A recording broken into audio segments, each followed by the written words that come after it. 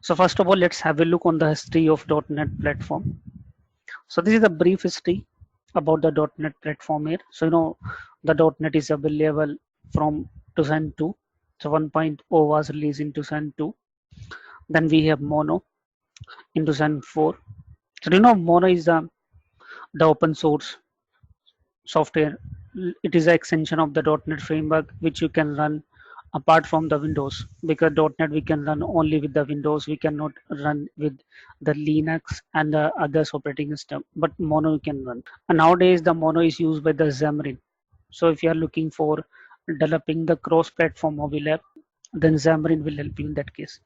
Then we have a .NET 2.0 in 2005. We have .NET 4.0 in 2010. Then we have the ASP.NET MVC, TypeScript. So these are the the open source introduced by the Microsoft in 2013. So in 2013, Microsoft made the MVC entity framework TypeScript as open source. Then we have .NET Core to .NET Core 1.0 in 2016. At the same time, Microsoft introduced here is .NET Core 1.0 entity framework Core 1.0. Then you can see we have the .NET Core 2.0 in 2017, and the latest version of .NET Core is 2.1, which is released in May 2018. So recently Microsoft released a 2.1 as well. So we are just going to start with 2.1 here. So this is for your information so that you have the idea how the things has been evolved year by year. So if you're talking about the .NET, so .NET is a development platform for building web applications, services, and mobile applications here. It contains CLR and the .NET Framework class library that support an extensive range of technologies. And the .NET runs only on Windows operating system. So the issue with the .NET Framework is we can run it only with the .NET. So latest version of the .NET is 4.7.2. So whatever you are using with 4.5, so in the same upgradation we have here 4.7.2.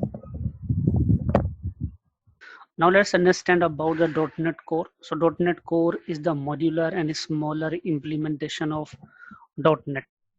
So what are the existing .NET?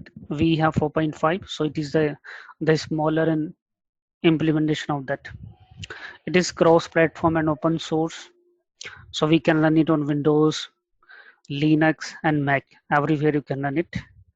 It supports containers. Let's say Docker, Kubernetes. We can use here.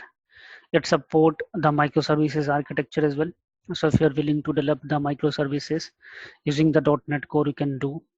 And the .NET Core is optimized for high performance and scalability.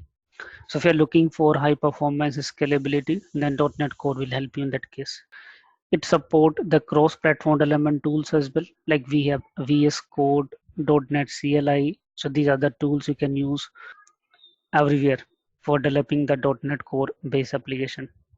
So it is not necessary to have the Visual Studio on Mac and Ubuntu. You can use VS Code and .NET CLI for developing the application there. And the .NET Core is built for the next 10 years of software development.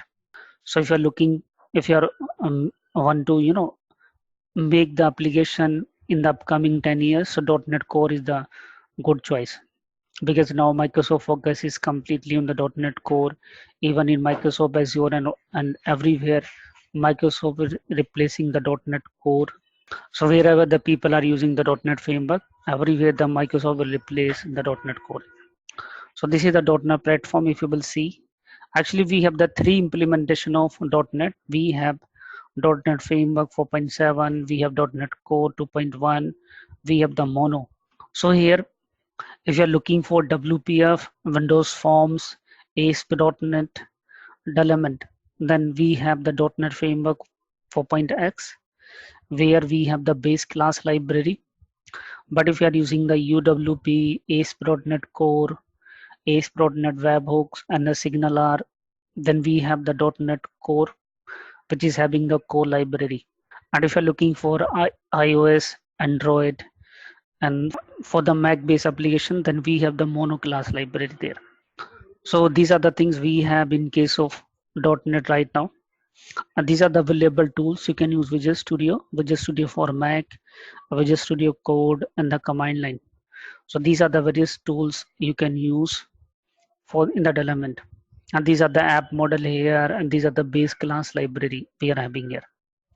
And all are using the the common infrastructure for compilers, languages, and the runtime. Right now, there's so many things are not supported by the .NET Core here. What are these? Like WPF, we have WinForms, WebForms, ASMX services, WCF, WWF, link to SQL. So these are the things actually we cannot develop on the top of .NET Core. But it doesn't mean I cannot consume the WCF or like ASMX services in a .NET Core application. We can consume, but we cannot develop. So Microsoft team is constantly working on WCF support as well. So soon you will get the support of WCF on the top of .NET Core. And this is about the .NET compilation. So this is the traditional way. So like we have App Sharp compiler, we have C Sharp compiler, we have the VB.NET compiler, and these are creating the DLL, EXE. Then we have framework class library, and then we have CLR, which is doing the ZIT compilation for converting our code into the machine code here. So this is the .NET compilation we have. If you are comparing it with .NET Core compilation, so this is the .NET Core compilation. So in the .NET Core, we have the Roslyn compiler. We don't have the separate compiler for the C Sharp and the VB.NET. It is common here now. And these are also generating the DLL and EXE. Then we have the core FX, the framework library. And even in place of CLR, we have the core CLR here. Then we have reuse EI compiler, and finally it is converting the machine code here. And for doing the .NET Core element, we have to just install the .NET Core SDK. And when you will install the .NET Core SDK, it will download the .NET CLI as well. So CLI here stands for Command Language Interface. So using the commands, a set of commands, we can do the code execution here.